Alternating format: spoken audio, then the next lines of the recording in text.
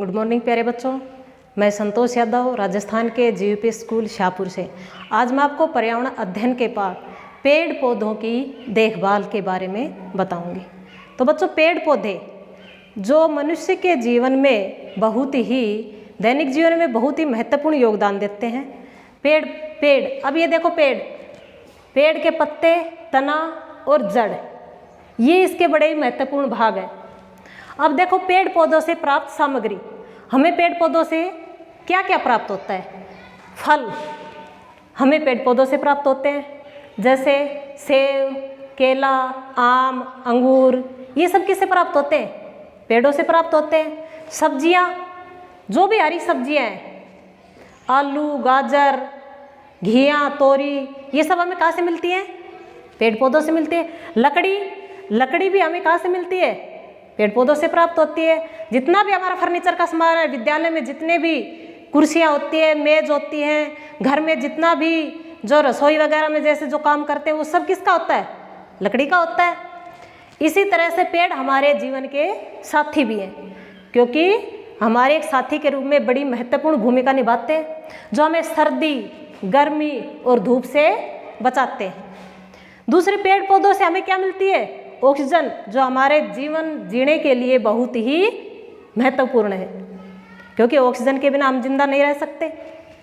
तो बच्चों, पेड़ पौधे, अब दूसरी बात देखो, पेड़ पौधों के जो पत्ते होते हैं, उसका क्या काम है?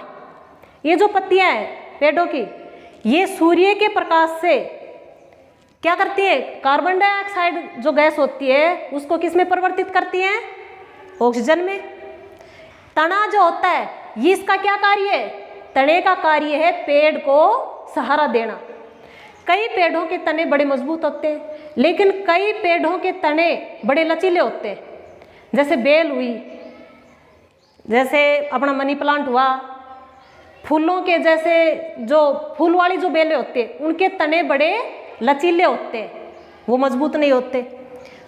तीसरा, जड़ का पेड़ के लिए बड़ा ही महत्वपूर्ण है, क्योंकि जितनी जड़ें ज़्यादा मजबूत होंगी, नीचे तक होंगी, वो पेड़ उतना ही सीधा खड़ा रहेगा, वो आंधी तूफान में भी अपनी जगह टिका रहेगा। और जिसकी जड़ें कमज़ोर होंगी, वो थोड़ा सा आंधी तूफान आने से गिर जाएगा।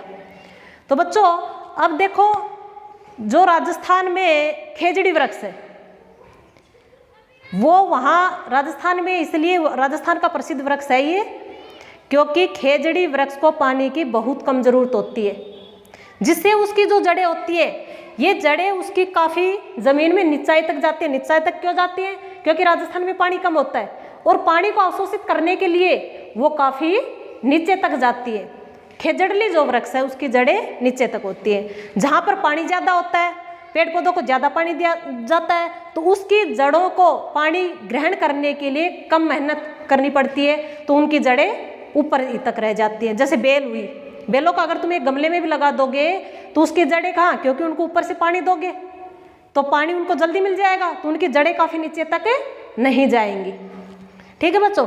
दूसरे क्या है कि जैसे जो खाने में हम सब्जियां प्रयोग करते हैं, जैसे अदरक, आलू हुआ, और भाई ये चुकंदर हुए, ये क्या है? ये है तो सब्जियां, लेकिन ये कौन से रूप में है? जड़ के रूप में है। गन्ना है, गन्ने का हम क्या खाते हैं? इसका हम तना खाते हैं। तो कई पेड़ पौधों की जड़ें भी हमारे खाने के काम आती है। तो वो कौन सी जड़ें हैं? अदरक, आलू, चुकंदर, शकरकंदी भी एक जड़ ही है। कई बार पूछ लिया जाता है कि कौन कौन से जो सब्जियां जो होती है, जिनके हम जड़ खाने के लिए प्रयोग करते हैं। तो अदरक, आलू, चुकंदर, शकरकंदी, ये सब क्या हैं? जड़ें हैं। तो बच्चों, आज हमने पेड़ के कौन कौन से हिस्सों के बारे में जाना, पेड़ के पत्तों के बारे में जाना, तने के बारे में जाना, उसकी जड़ों के बारे में जाना, और पेड़ पौधों से हमें क्या क्या सामग्री प्राप्त होती है उसके बारे में जाना। दूसरा, पेड़ पौधे हमारे साथी किस तरह से है उसके बारे में जाना, क्योंकि पेड़ पौधे हमें आंधी तूफान से भी बचाते हैं। और पेड़ फलों के रूप में कौन सी जड़ प्रयोग की जाती है, कौन से तने प्रयोग किए जाते हैं। तो थैंक यू बच्चों, आगे हम आपको इसके अगले पार्ट में बताएंगे।